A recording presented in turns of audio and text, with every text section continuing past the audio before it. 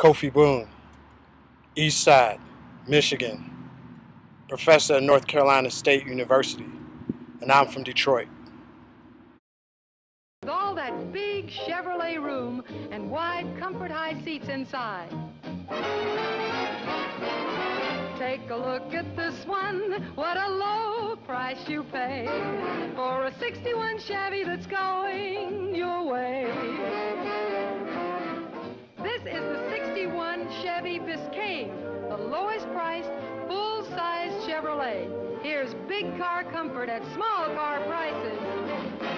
I have a dream this afternoon. To show you with my four little children, that the my 61 Chevy is going will not come up your way. in the same young days that I came up within, but they will be judged on the basis of the content of their character, not the color of their skin. We'll show you why we say I have a dream this afternoon. Chevy is going one day right here in Detroit. This is the 61 Impala convertible. A little shorter and not quite so wide on the outside for easier handling. But with all that big Chevrolet room and wide comfort high seats inside.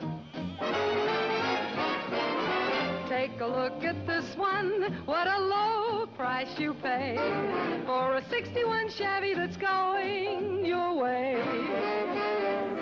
You know what's really on my mind now? Chevy Biscayne, the lowest price. Is as I say, most of us came here to the audience small car prices. and lured on by the idea Ford and the $5 a day. Reckoning Jim Mosley, crashing along. I went to crashing for a long. And I even worked on the WPA here. And I went to George Trade School here. Took up machine 2, but I never did do machine 2 because in those days you got only 60 cents an hour for a apprentice program.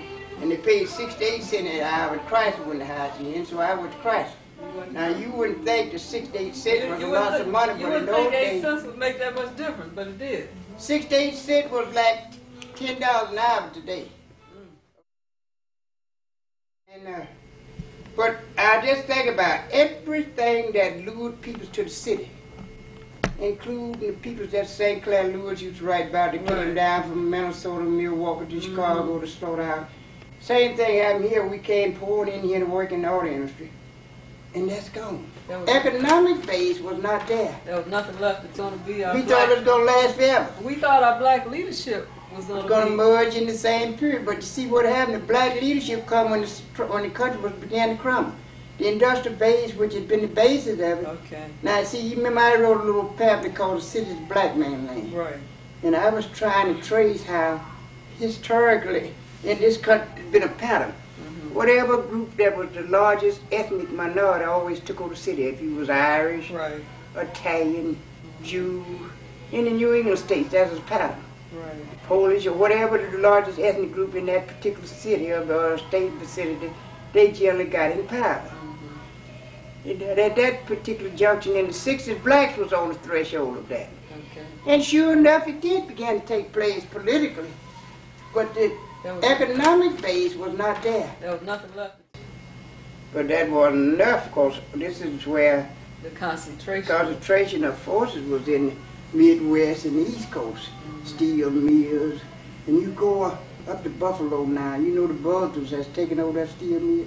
You go up to Minnesota, and the Seagulls is taking over steel mills. Huge steel mills. Up there in the taconite fields. The Buzzards is there. Sleeping in them big camps, which they had for those steel mills up there, and that iron ore, you know, coming off the Minnesota range. And you say to yourself, Jesus, a whole change has taken place, and nothing to fill that vacuum.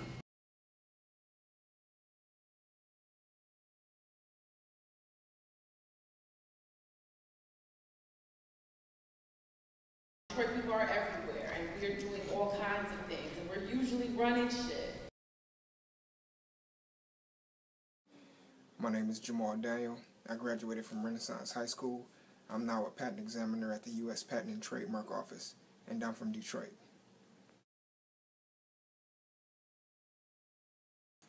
I'm Crystal Williams. I'm a poet, I'm a professor. I'm the Dean for Institutional Diversity at Reed College, and I'm also from Detroit. I'm Liz Gershfeld. I live in Chicago. I am an art producer. I work in advertising, and I'm from Detroit.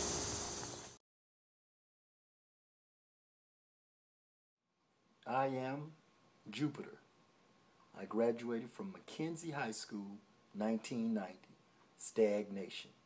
I am from Detroit. I'm Sarah Stanley. I work at Ford Motor Company. I'm from the Motor City. I'm from Detroit. Robert Brown, Kettering High School, 1977. Currently operating as an architect, and I am from Detroit. I'm Mike Stecker. I'm a police officer, and I'm from Detroit. Hello, my name is Soraya Williams-Farber. I work for Wayne County, and I am from Detroit. Deanne Gaines, writer, performance artist. I am from Detroit.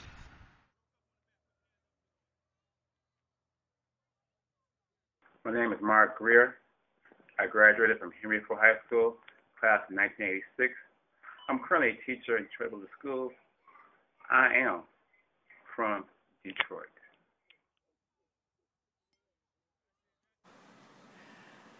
Sarita Scott Montgomery, new Executive Director for the Community Development Advocates of Detroit and Small Business Owner. I am from Detroit.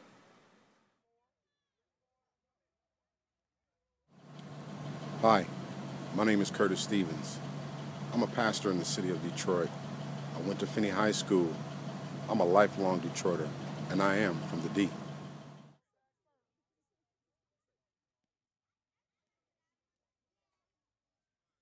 For people, when we leave home, we realize that we're ambassadors.